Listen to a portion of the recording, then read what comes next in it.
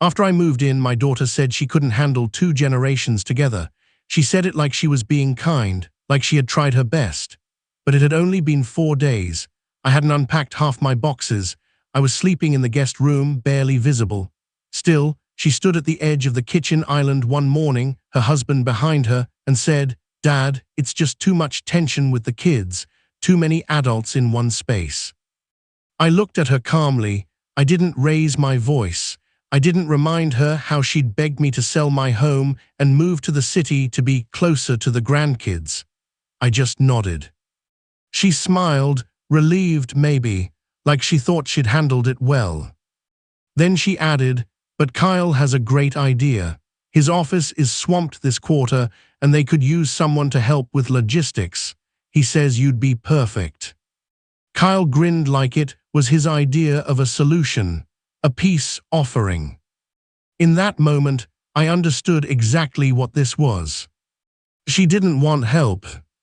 She wanted me out of her house. So I nodded again and went. Kyle gave me the address and said I should report at 9 a.m. the next morning. "Just tell them you're here to help," he said. "Everyone knows who I am." I didn't respond. I simply showed up. It was a mid-sized distribution center, clean, corporate beige walls, regional signage, and the kind of office that smelled like printer ink and weak coffee. I walked in wearing pressed slacks and a jacket, carrying a clipboard I didn't need. The receptionist looked up and froze. She squinted, as if trying to match my face to something she couldn't place. "Can I help you?" she asked politely. "I'm here to assist with logistics. Kyle sent me." She blinked once, then slowly reached for her phone. She didn't ask for ID, she didn't smile, she just said, "One moment, please." 5 minutes later, a man in a navy suit walked briskly through the doors. Late 50s, expensive haircut, sharp eyes. He stopped when he saw me. His face changed, something between disbelief and recognition. And then he said, flatly, "You're here." I nodded. He looked past me toward the receptionist. "Call HR, get Kyle in here, now." I stood quietly as Kyle was paged. 10 minutes later, he walked in, oblivious. He was carrying a Starbucks cup and humming something. He stopped cold when he saw me and the regional manager beside me. What's going on?" Kyle asked. The regional manager didn't answer. Instead, he turned to me. "Do you want to stay for this?" he asked. I looked at Kyle, then back at the man. "No need," I said. "I think it's better if this part is between you two." The manager nodded. I turned and walked out. Behind me, I heard only one sentence before the door shut. "Kyle, you're terminated, effective immediately." No shouting. No pleading. Just silence. When I got outside, I sat on the bench beside the parking lot and watched the sun break through a few thin clouds. A woman from HR peeked through the glass, clearly trying to understand who I was. She didn't know yet. Neither did Kyle, not fully. He'd know soon. And so would my daughter. Because what they didn't realize, what neither of them bothered to ask, was who I had been before I became dad. I wasn't just someone who could help with logistics. I was the man who had built that entire distribution chain 2 decades ago. I had mentored the regional manager, sat on the original board, left only when my late wife got sick. And Kyle. He'd lied about how he got the job. Said he was promoted for performance. But the truth, he used my last name on a quiet recommendation letter my daughter pushed me to write as a favor. He didn't earn it. He stole it. And then he tried to ship me off like an old delivery box. I got in my car, dialed one number, and waited. A voice picked up, "Is it done?" "It started," I said. And it had. When I got back to the apartment, the one I'd hastily rented after my daughter told me it was too much having me at home. I found her message already waiting. Missed calls, 3 texts, 1 voice note. The text was short. "Call me now, what did you do?" I didn't reply. Instead, I made tea, sat down, let the quiet speak. There's something about silence that unnerves people who rely on control, and my daughter, she had learned to control through politeness, manipulation, and carefully staged moments.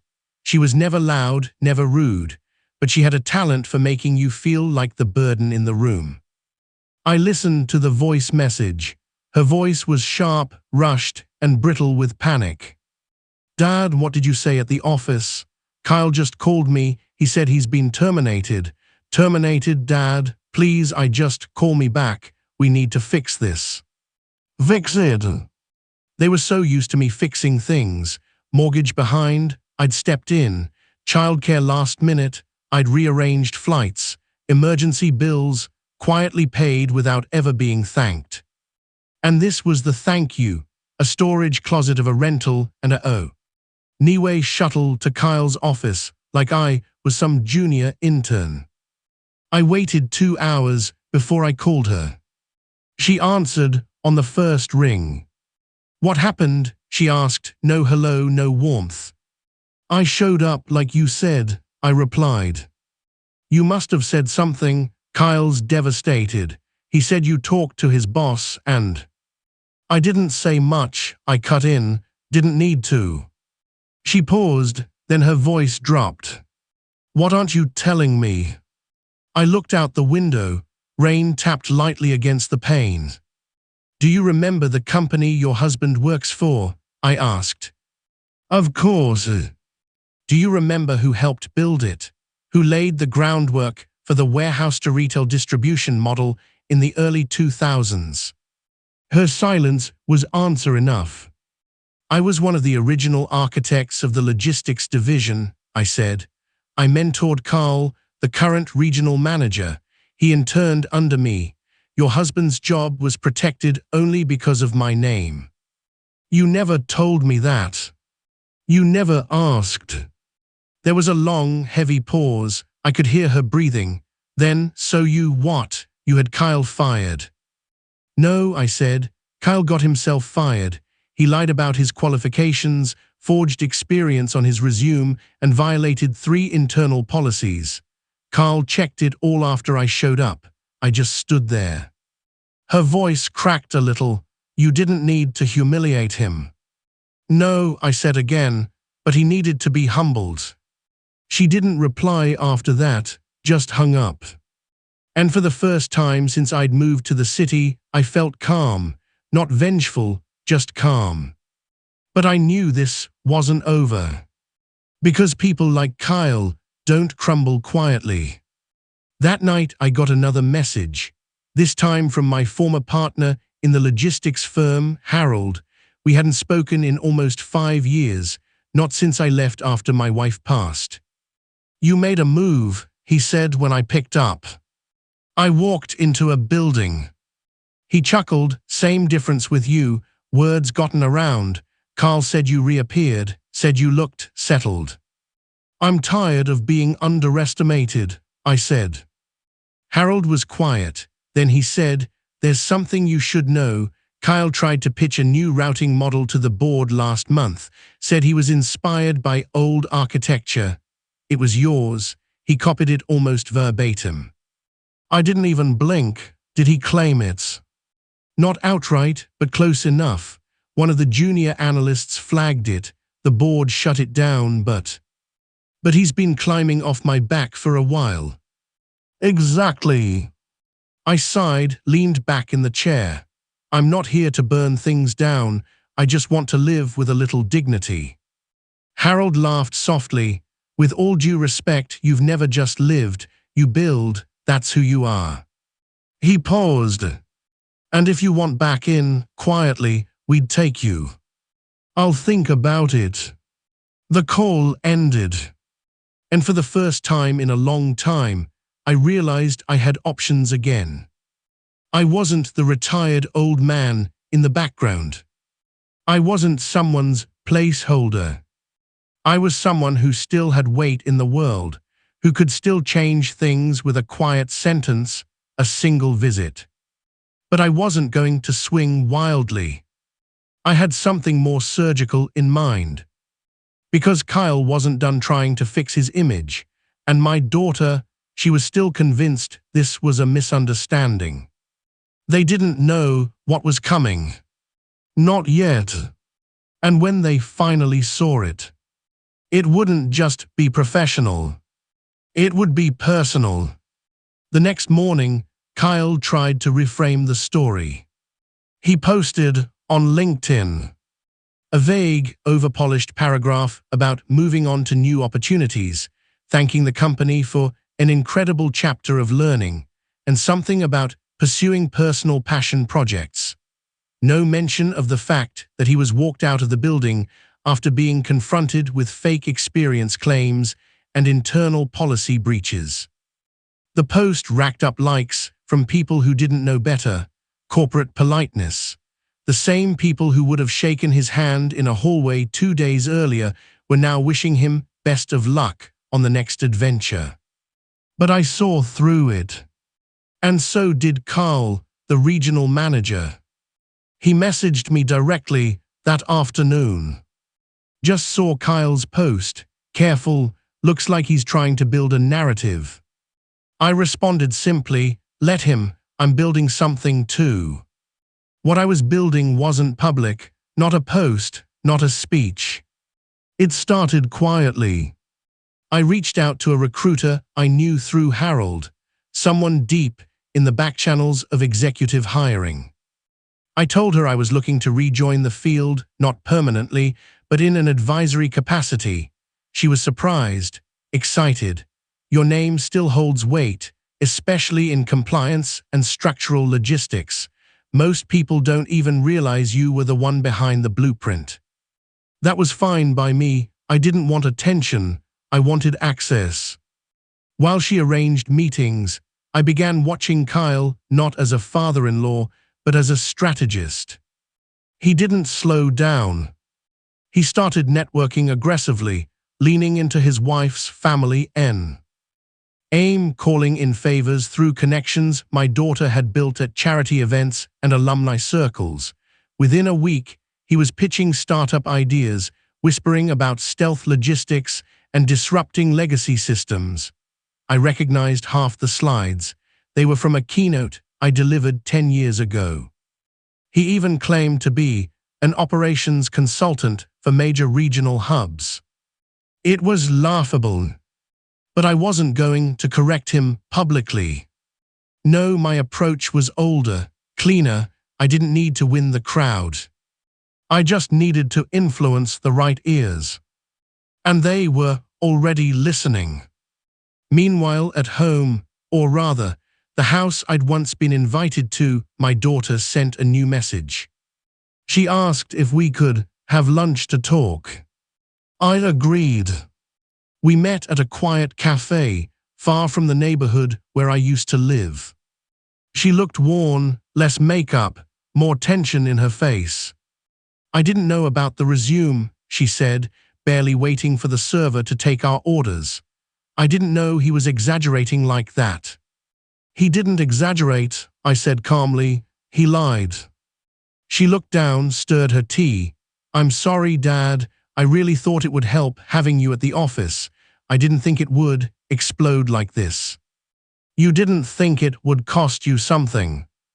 Her silence confirmed it. I sold my home, I reminded her, moved cities, downsized my entire life. For what? 4 days of awkward breakfasts. I was overwhelmed, she said quietly. The kids, the house, Kyle's schedule. You had help, and you sent it away. She started to tear up. Why are you doing this? She whispered. I tilted my head. Doing what? All of it, watching him, talking to people, getting back into the business. You've never cared about all that. I cared when it started affecting my legacy. She shook her head. You sound like you're punishing us. I sipped my coffee. I'm protecting what matters. That's not punishment, that's clarity. We didn't speak much after that. But I noticed something in her eyes as she stood to leave, fear. Not of me, not exactly. But of the realization that she might have misjudged the man she thought had gone soft. That night, I received an invitation from Harold to speak at a regional logistics conference as a legacy architect, a term I'd coined myself years ago, and one Kyle had recently tried to rebrand. The keynote slot was open. I accepted. Quietly. Privately. Because the final blow wasn't going to be a fight. It was going to be a masterclass. One that everyone in the industry, and eventually my daughter, would see. And when they did, they'd finally understand the cost of pushing out a man who built the very ground they were stand. The regional logistics conference was held in a sleek hotel ballroom downtown. Glass walls, polished floors, a crowd of about 300 attendees, mid-level managers, founders, a few executives. The kind of room Kyle had always dreamed of being in, where people shook hands like deals were already closed, where names on lanyards carried power. I didn't wear a name tag. Didn't need to. When I stepped onto the small, well-lit stage, I was introduced not with a dramatic reel or applause line, but with 5 calm words that carried enough weight. Industry architect, Mark Sullivan, founder. That was it. Some people looked up immediately. Others were still sipping their coffee, but when I started talking, really talking, the room leaned in. I didn't speak like a man giving a motivational talk. I spoke like someone who had been under the floorboards the entire time, who had drawn the original plans, laid the wiring, and then watched people build marble lobbies on top of it without ever asking where the plumbing came from. I didn't name Kyle, but I told the truth. I spoke about integrity in credentials, how systems collapse when people sell borrowed brilliance. I talked about founders versus operators, about what happens when shortcuts replace sweat. I told stories, coded of course, about people who rose fast and left wreckage behind them. Laughter where it strung, silence where it landed. I ended with a single line that no one missed. Your name will outlive your numbers, build accordingly. As I stepped off the stage, Harold smiled. You just put out a fire with gasoline. I smiled back, only where it was already burning. The fallout started slowly. A clip of the speech went viral in our industry's circles. Someone posted a caption underneath it, when the original builder returns to sweep the floor. Another wrote, no one had to name names, we already know. By evening, the whispers started again, but this time they didn't benefit Kyle. One of his potential startup partners, who had been talking about launching a logistics SaaS company, quietly pulled out. Another unfollowed him. Then came the email leak, a short chain between Kyle and an angel investor where he'd exaggerated his background and implied he'd learned directly from top supply Archit. When pressed, he named me. The investor had attended the conference. He recognized the lie immediately. And just like that, Kyle's credibility, whatever thin thread remained, snapped. The next day, I received a text from my daughter. Just 3 words. You made your point. But I hadn't. Not fully. Because it was never just about Kyle. It was about the woman who knew better and let him try to reduce me to an accessory, who sold me the image of family closeness, then used my presence like a broom she could shove into a corner when it no longer suited her curated life. And yet, this wasn't about vengeance anymore. It was about legacy. So I texted her back. You haven't seen it yet. That same evening, I submitted a formal request to the company's mentorship board, the same one where Carl, the regional manager, had now been promoted to VP. I didn't ask for a role. I offered a scholarship, named after my wife, for any intern or junior employee who entered the logistics field without connections, without a name to open doors. The scholarship would include full mentoring, technical training, and a placement program. Carl called me that night, stunned.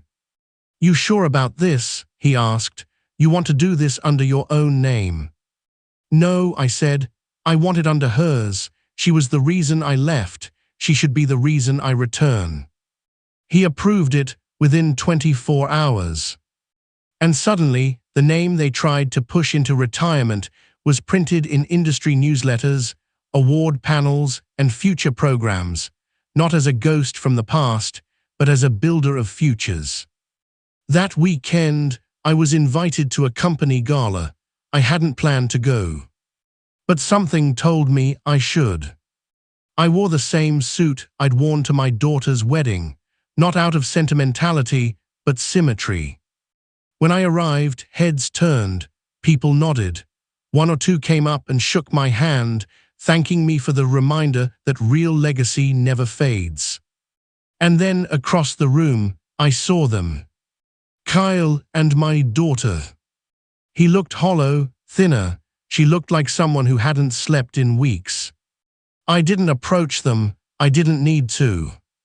They watched as I was introduced on stage to present the first recipient of the Sullivan Scholarship. A bright, nervous intern named Malik. No background, no fancy connections, just talent, hard work, and now an open door. As the room applauded, I looked directly at my daughter. Not with spite, with clarity. This wasn't revenge. It was restoration. And I had finally reclaimed what was mine. A week after the gala, I got a letter. Not a text, not a voicemail, an actual handwritten letter. My daughter's handwriting hadn't changed since high school, slightly slanted, neat under pressure, too formal for what she was probably feeling. It read, "Dad, I didn't know how to say it out loud, so I'm writing instead. What happened with Kyle I won't defend, but I need you to know I wasn't trying to hurt you. I just panicked. I thought moving you in would fix things. I thought it would feel like family again, but I didn't prepare for how different things are now. I've changed, you've changed, and I didn't know how to fit it all together without making someone uncomfortable. I chose wrong. I chose convenience. And I see now that I was protecting an image, not a relationship. I'm sorry, not just for what happened, but for treating you like a relic instead of a root. You deserved better. You still do." I folded the letter once, put it in my desk drawer, didn't call her, not yet. Because sometimes regret needs time to marinate before it becomes real growth. Words were a good start, but I'd seen too many people apologize just to ease their own guilt. What I wanted wasn't her guilt, it was her awareness. Still, something in me softened. I didn't want a war with my own child. I just wanted my name, my life, to be treated with the same respect I had poured into theirs. That weekend, I went by the house. My old house, not the one I sold before moving to the city, the house I built with her mother, the one we raised her in. It was a modest colonial outside of town. I hadn't driven past it in years. But now, I pulled up to the curb and just sat there, watched the swing on the porch sway slightly in the breeze, remembered Sunday mornings when she was 7, playing with chalk in the driveway, her mother watering the garden, me grilling pancakes and waving at neighbors. We weren't wealthy, but we were solid. We had roots. And somehow, in chasing modern success, she'd forgotten what had built all of it in the first place. I didn't blame her entirely. The world rewards speed, polish, followers, performance. It doesn't teach loyalty anymore. It teaches leverage. But still, that didn't excuse throwing away your own foundation just because it wasn't photogenic. Later that day, I received a call from Carl, now officially VP. We're expanding the mentorship program, he said. Multiple regions want in, and the board wants to name the annual summit after you. I paused. Let me think about it. He laughed. You're the only guy I know who makes a comeback without lifting a finger. I had lifted something, though. I'd lifted the mask everyone else tried to put on me. The old man mask, the background character label, the helper title. And in its place, I'd worn my true legacy. Builder. Strategist. Father. That evening, my daughter showed up at my apartment. No makeup, hoodie, her eyes tired but her expression calm. Can I come in? She asked. I stepped aside. We didn't say much at first. I made tea. She sat on the edge of the couch like a teenager afraid she'd broken a rule. I don't expect you to forgive me, she said, but I need to tell you the truth. I let her. I saw you at the gala. I saw the way people looked at you, and I realized you never stopped being that man. I just stopped looking. Her voice cracked. I was afraid, Dad, afraid of what having you too close would say about us, like we were modern enough, like needing you would make us seem weak, but we were weak without you. I stayed quiet. I miss you, she said. That broke something open. Not in a dramatic way. In a quiet way, the kind of quiet that says maybe, just maybe, there's a path back. I'm not asking to move in again, I said gently. She smiled. I'm not offering. We both laughed. And there, in the smallest, safest space between hurt and healing, something started to grow again. A relationship not built on roles or expectations, but on respect. She got up to leave. At the door, she turned. By the way, Malik, the intern you awarded the scholarship to, he called me, said you changed his life. He's applying to work with Kyle's old firm. I raised an eyebrow. Oh. He wants to rebuild it the right way. Says he's never met someone more impossibly steady than you. I smiled. Because that was the point. Not to destroy, but to clear the ground for better builders. And to make SA week past without a word. No messages, no updates, just silence. I wasn't surprised. Reflection is a quiet process. And after everything that had happened, the firing, the public humiliation, the scholarship, the gala, the letter, I knew my daughter wasn't going to come charging back into my life with a bow-wrapped apology. But the truth was, I didn't need one. Not anymore. I'd reclaimed everything that mattered. My name was no longer a favor traded behind closed doors. My presence was no longer tolerated like a forgotten suitcase in a crowded home. And my life, it had a purpose again, not just in legacy, but in direction. One morning, I got a call from Malik. Mr. Sullivan, he began, his voice a little breathless, I got the offer. From the firm. Yes, full-time, logistics associate. They want to train me for regional in 18 months.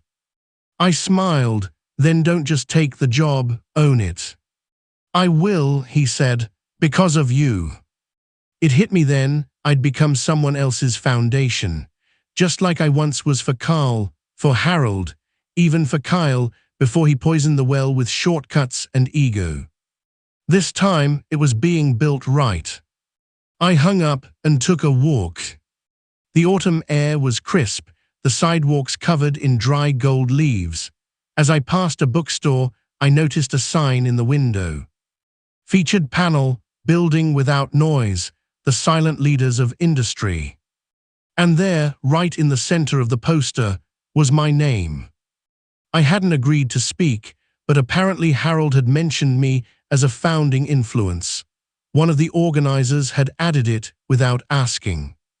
It didn't feel like theft. It felt like respect. Across the street, I saw a familiar figure. My daughter. No stroller, no rushing, just walking, coat buttoned up, holding a single envelope in her hand. She crossed, looked both ways, then spotted me. We stood there, face to face, in the middle of a quiet city block. I thought I'd find you here, she said. I nodded. You always said bookstores made you feel safe. She held out the envelope. I took it. It wasn't heavy, just a few sheets inside. I opened it right there. Legal paperwork.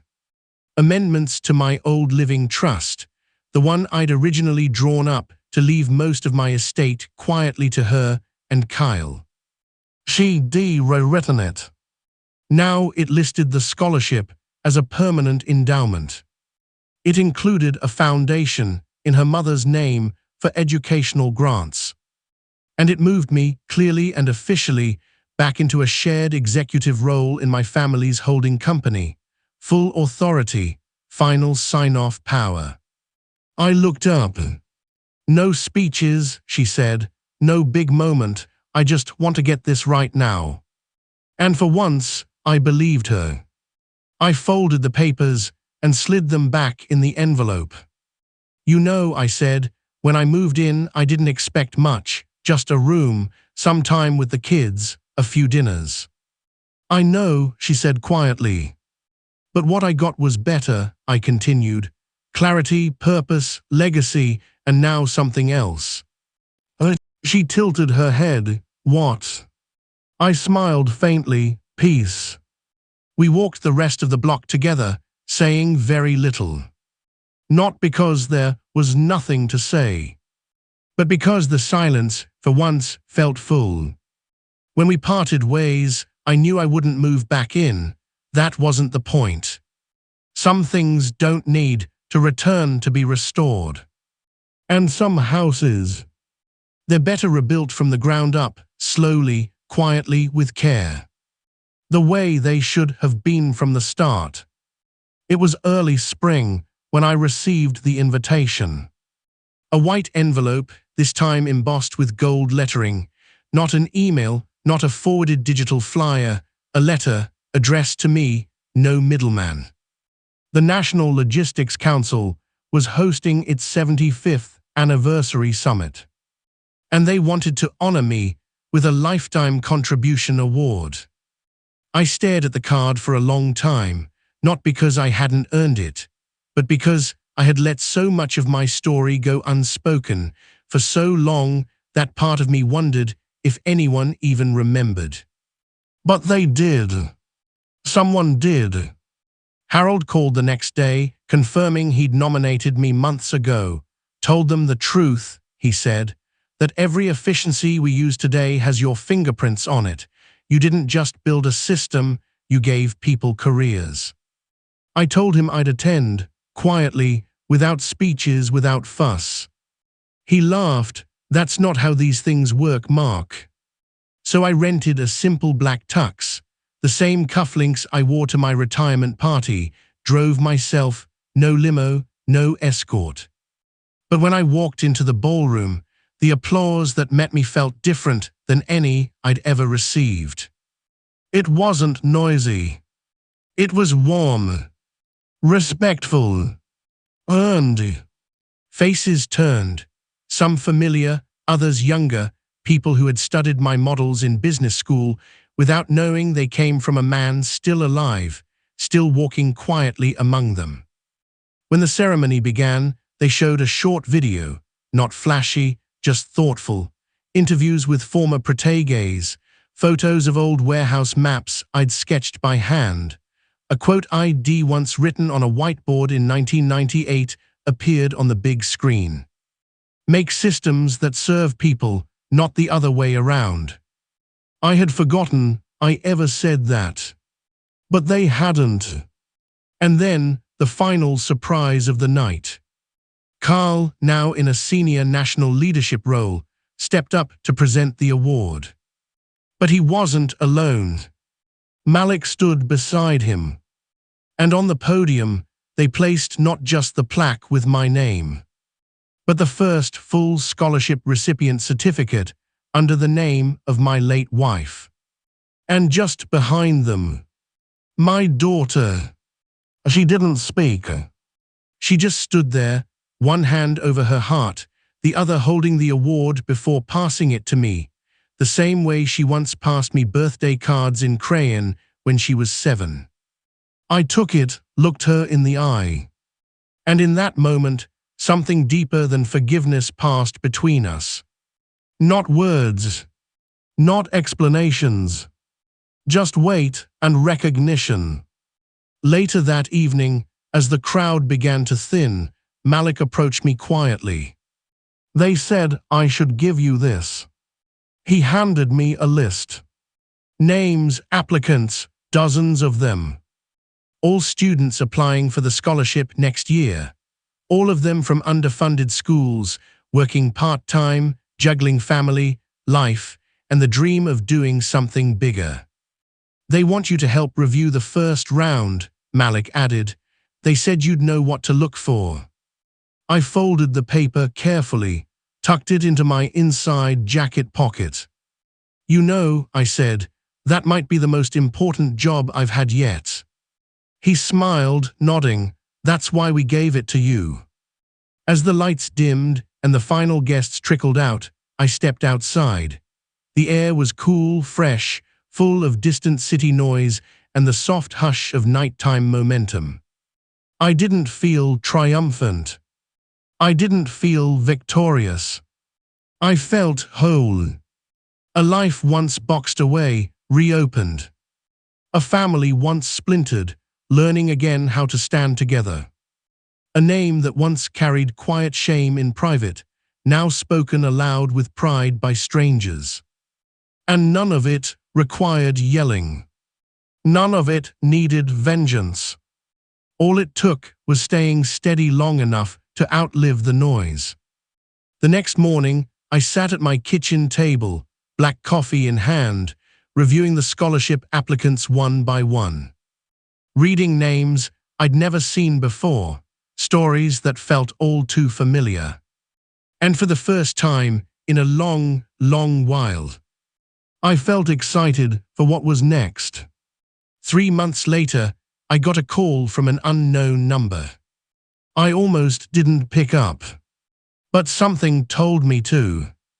Mr. Sullivan, the voice asked, this is Rachel Lynn. I'm calling from the Department of Civic Infrastructure. I sat up, yes. I wanted to inform you that the city has voted to rename the Southern Logistics Corridor after you. They've credited your original design model with reducing carbon transport emissions by 38% over a 20-year period. It's being recognized as a sustainable backbone for urban flow. The signage goes up next month. We'd be honored if you dare. ND the unveiling. I blinked. Not because I hadn't seen it coming, Carl hinted months ago something was in the works, but because I didn't think they'd actually follow through, not this soon, not this clearly. I thanked her, confirmed the date. And when I hung up the phone, I sat quietly for a long time. There's something strange about hearing your name attached to concrete. Buildings fade, photos yellow, but street signs, highways, they stay in people's mouths. They become directions, destinations. I told no one at first. Not my daughter. Not even Harold. It wasn't secrecy. It was peace. Later that week, I walked the full length of the corridor, just me, my jacket, and a cool morning wind. I stopped at the warehouse where it all began, the same place Kyle sent me to help. The building was quieter now.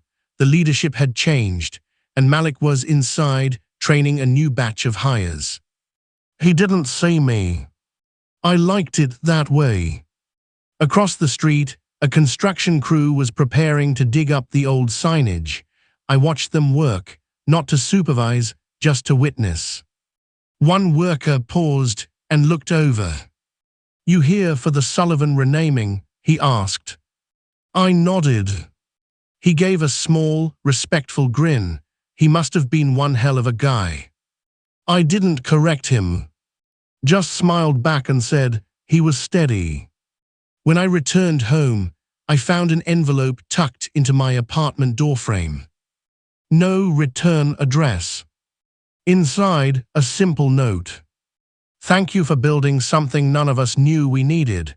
You didn't just fix systems, you fixed people. I didn't recognize the handwriting. I didn't need to. That night, my daughter called. The kids wanted to FaceTime.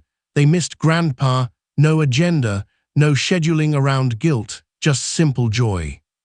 We spoke for 20 minutes, laughed, told stories. They asked if I was coming over for the spring picnic. I said yes. Because I could. Because I wanted to. Not out of obligation. Not out of duty. But because I finally belonged, on my own terms again. That weekend, I visited their home, not as a helper, not as an old man waiting for a seat at the table, but as someone who had once been forced to leave. And had returned without bitterness, without noise, but with roots strong enough to make the entire house stand again. As I watched the grandkids run through the backyard, one of them turned and shouted something. Grandpa, there's a sign on the highway with your name on it. My daughter smiled from across the patio. For once, she didn't try to control the moment. She just let it be. I nodded to the grandkids and said, "That's just so you'll always find your way home."